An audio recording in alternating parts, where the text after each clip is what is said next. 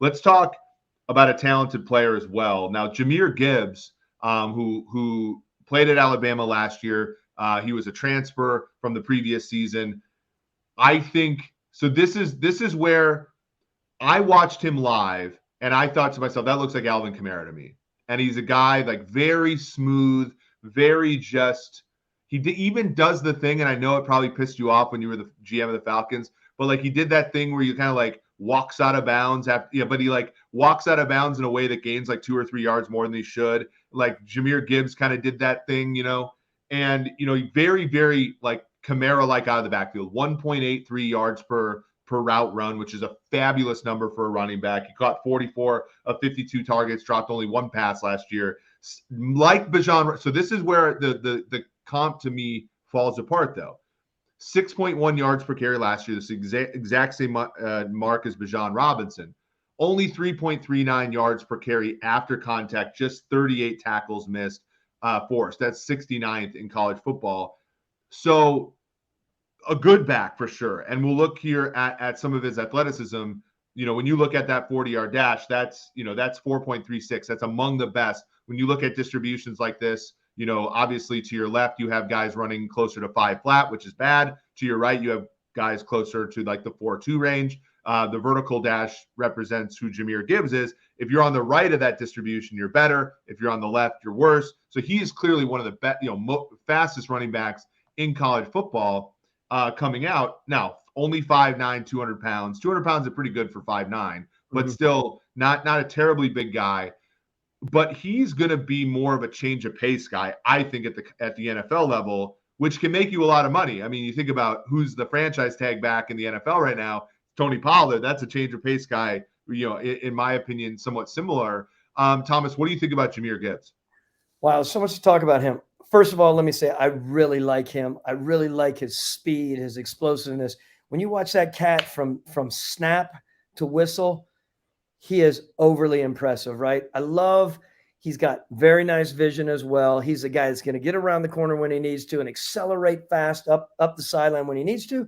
He's a cut across the grain type of guy who, again, has the vision to do so. And times he'll make people look foolish, as you know, because he's just got that ability to get away from people and run. His burst, I love. His explosiveness, I love. I think there's versatility there. I don't know exactly what his numbers were. What were his numbers catching the ball, by the way?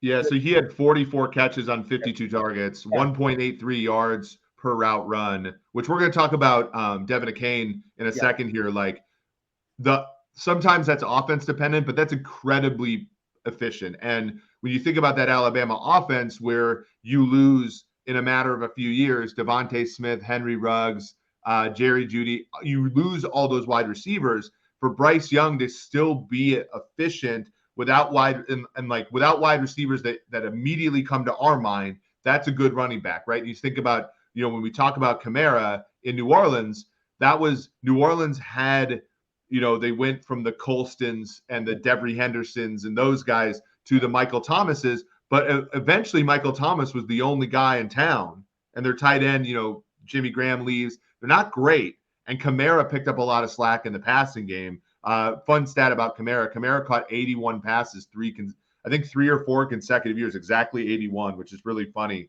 And like a guy like Gibbs did that for Alabama. He could possibly do that for a team that is struggling at the wide receiver position insofar as who they are, working with there. So Thomas is up walking around. He has the agility right now of Jahmyr Gibbs, it looks like. Let me say Kamara, first of all. Let me tell you, I loved him. I hated playing against him.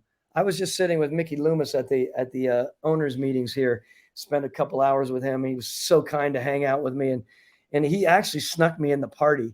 By the way, you want to talk about a bruise on your ego, 30 years in this business, and I didn't have a pass to get into the party at the owners' meetings. I have to deal with that, of course. Mickey was such a great – think about this. Mickey, this is heresy to the New Orleans people and to the Falcon people that Mickey, the GM from the Falcons, got me into the party and was helping me, just like it was when I picked Kamara as my very first player in fantasy football in my life. What I'm talking about here, when we start talking about, the comparison to Kamara, I love this type of running back. Remember, change of pace backs are vital in the league. They have a really good spot. Sometimes they're a little bit of a novelty. If you get them at the right time, if you work with them and they have the speed, because ultimately you want the speed. And remember, we've talked about this a little bit.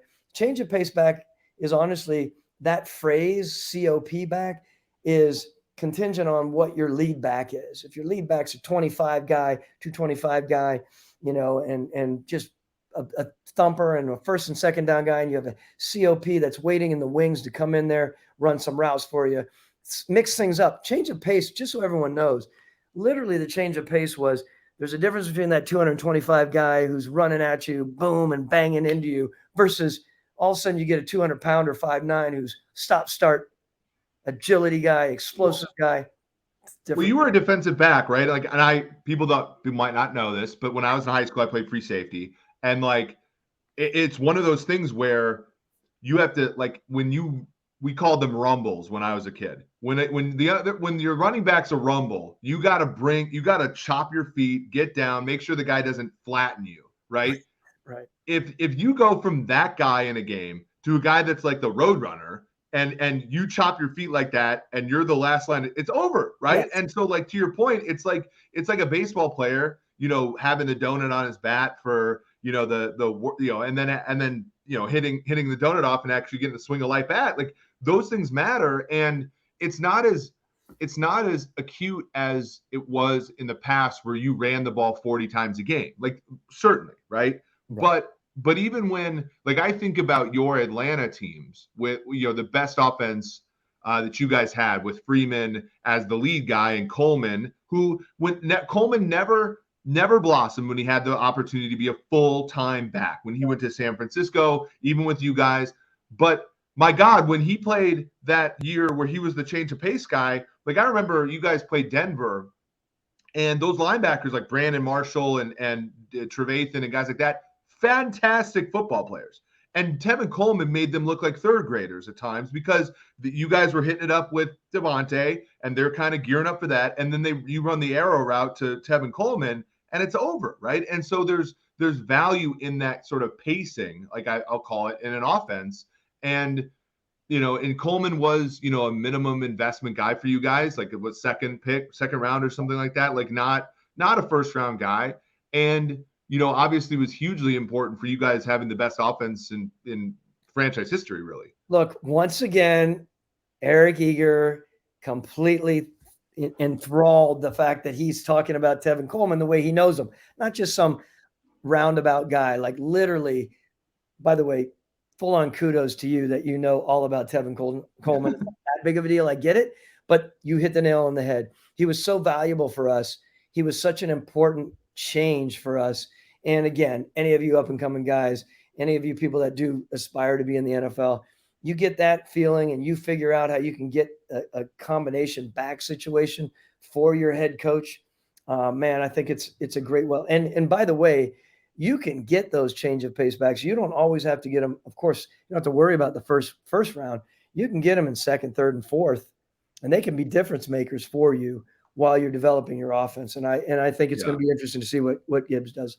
Well, to that point, Alvin Kamara was not really even a starter at Tennessee, and when the Saints picked him, people forget this, but like, they had Adrian Peterson on their roster and Mark Ingram, a former first-round pick, on their roster, and he was not supposed to contribute at that much, and then he just won a spot. And in fact, they traded Adrian Peterson, I want to say, to Arizona that year, and Kamara was the guy, more or less, for the next 4 or 5 years.